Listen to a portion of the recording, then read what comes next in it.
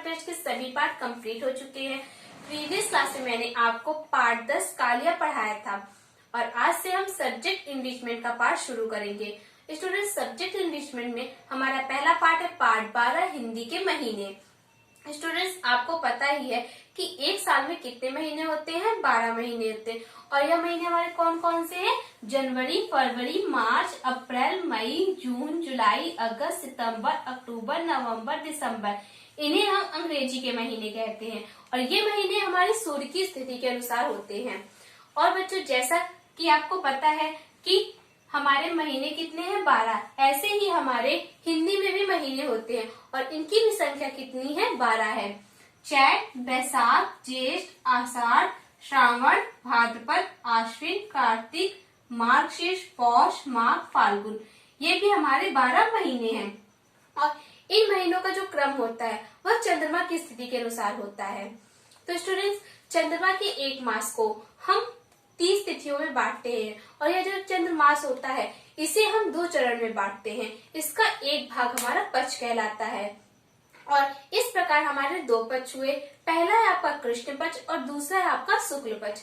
कृष्ण पक्ष कब आता है? जब पूर्णिमा के बाद चंद्रमा घटना आरंभ करता है, यानी वह धीरे धीरे कम होने लगता है, तब हमारा कृष्ण पक्ष होता है और इसे हम अंधेरी रात भी कहते हैं। और जब अमावस्या के बाद चंद्रमा की कलाएं यानी उनमें बढ़ोतरी होती रहती है, तब वह हमारा क्या होता है? शुक्ल पक्ष होता है और इसे हम चांदनी की रात कहते हैं, क्योंकि इसके बाद आता है पूर्णिमा। तो जो पूर्णिमा होती है उसमें चंद्रमा हमारा पूरा हो जाता है, इसीलिए उसे हम कहते हैं पूर्णमासी। बच्चों, जितने भी हम शुभ कार्य करते हैं वह किस में करते हैं?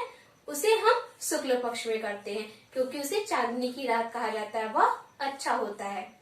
तो आई होप आपको समझ में आ गया होगा कि शुक्ल पक्ष क्या है और कृष्ण पक्ष क्या है। 15-15 दिनों का दोनों पक्ष होता है। 15 दिनों का शुक्ल पक्ष और 15 दिनों का आपका कृष्ण पक्ष होता है।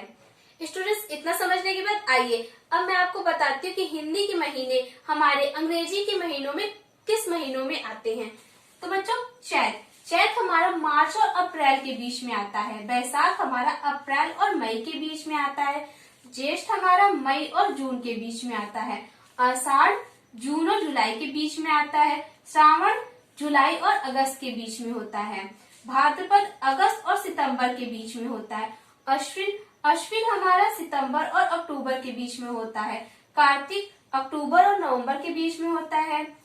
मार्गशीर्ष नवंबर और दिसंबर के महीने में होता है। पौष हमारा दिसंबर और जनवरी में आता है। माघ हमारा जनवरी और फरवरी में होता है और फाल्गुन हमारा फरवरी और मार्च में होता है। आपने देखा होगा कि कभी कभी होली आपकी फरवरी में होती है और कभी मार्च में होती है। आपको पता ही है कि होली कब होती है? फागुन मास में होती है। तो फागुन हमारा कब होता है? फरवरी और मार्च के बीच में आता है।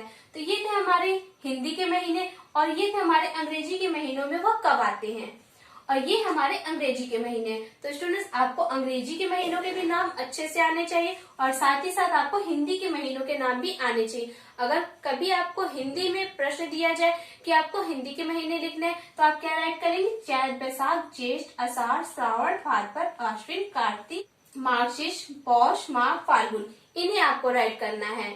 अगर अंग्रेजी के महीनों के नाम लिखने के लिए दिए जाए तब आप जनवरी, फरवरी हिंदी में राइट करेंगे।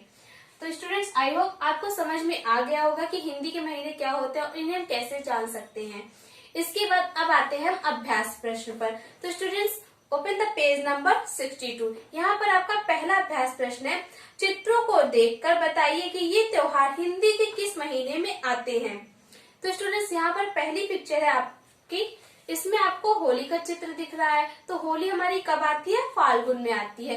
तो आप क्या राइट करेंगे? फाल्गुन। पिक्चर है हमारी, इसमें लड़की राखी बांध रही है। तो राखी का त्योहार कब आता है हमारा? राखी का त्योहार आता है हमारा श्रावण मास में। इसके बाद नेक्स्ट पिक्चर है, यहाँ पर आपको दीपावली मनाते हुए बच्चे दिख रहे हैं।